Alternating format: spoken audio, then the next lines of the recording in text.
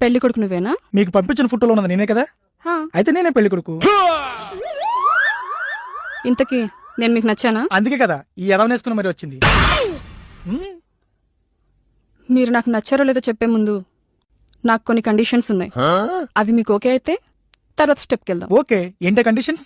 Number 1, after marriage నేను మీ అమ్మకి, నాన్నకి, అక్కకి, చెల్లికి రెస్పెక్ట్ ఇవ్వాలి, వాళ్ళకి సేవలు చేయాలంటే నాతో కాదు. నేను మీ వాళ్ళెవ్వరిని పట్టించుకోను, ఇంక్లూడింగ్ యూ ఆల్సో. నెంబర్ 2, ఆమె పబ్లిక్ ఫిగర్. ఎలాగూ పెళ్ళైంది కదా అని ఇన్స్టా ఐడి, ఎఫ్బి ఐడి అడగొద్దు. అండ్ మెయిన్లీ నేను ఎవరితో మాట్లాడుతున్నాను, ఎవరితో చాటింగ్స్ చేస్తున్నానని స్పై చేయొద్దు. నెంబర్ 3, నేను ఇంటికి ఎప్పుడైనా వస్తాను, ఎప్పుడైనా వెళ్తాను, ఎందుకు ఏమిటి అని నువ్వు నన్ను అడగొద్దు.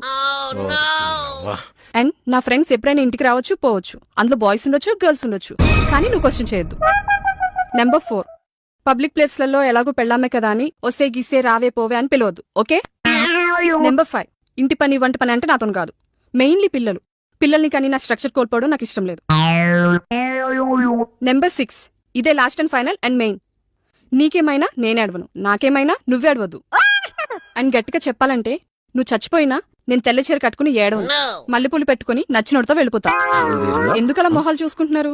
నేను చెప్పిన దాంట్లో తప్పుందా? నేను చెప్పిన కండిషన్స్ నీకు ఓకే అయితే నెక్స్ట్ స్టెప్కి వెళ్దాం. ఆహా, కంగారు పడుకు, 5 minutes టైం తీసుకో. అంతవరకు Bera 4 thumbs up. Excuse me, మీరు చెప్పిన కండిషన్స్ మావన్ కంటే నాకే బాగా సెట్ అవుతాయి.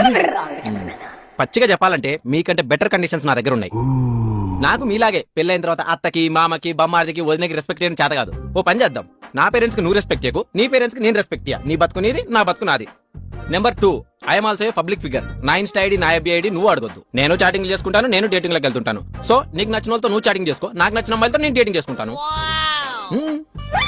నెంబర్ 3, పెళ్ళైన తర్వాత ఇద్దరం కలిసి ఉందాం అనుకున్నావు అనుకో, నువ్వు ఒక 10 లక్షలదే, నేను ఒక 10 లక్షలు తెస్తా, ఇద్దరం కలిసి కొత్త ఇల్లు కొనుక్కొని ఉందాం. పోనీ రెంట్కు ఉందాం అనుకున్నావు అనుకో, నువ్వు ఒక 5,000 దే, నేను ఒక 5,000 తెస్తా, రెంట్ షేర్ చేసుకొని ఉందాం. ఇంకా గర్ల్ ఫ్రెండ్స్, బాయ్ ఫ్రెండ్స్ అంటావా? నాకు గర్ల్ ఫ్రెండ్స్ ఉన్నారు, నువ్వు నీ బాయ్ ఫ్రెండ్స్ తో తిరుగు, నేను నా గర్ల్ ఫ్రెండ్స్ తో తిరుగుతా. పేరెంట్స్ ముందు మాత్రం పెళ్ళమ్మగుల్లా ఉందాం. నెక్స్ట్, పబ్లిక్ ప్లేస్ లో పోవే రావే ఒసే గిసే అంటావా? అసలు పబ్లిక్ ప్లేస్ లో ఉన్నప్పుడు నువ్వు నా పెళ్ళమన్న విషయం మర్చిపోతా. నీకు నచ్చిన నువ్వు లైన్ వేసుకొని, నాకు నచ్చిన దానికి నేను లైన్ వేసుకుంటా. ఏమంటావు? ఇక ఇంటి పని వంట పని అంటావా? పని మనిషిని పెట్టుకుంటే అయిపోయేది, దాని గురించి నేను పెద్దగా పట్టించుకోను.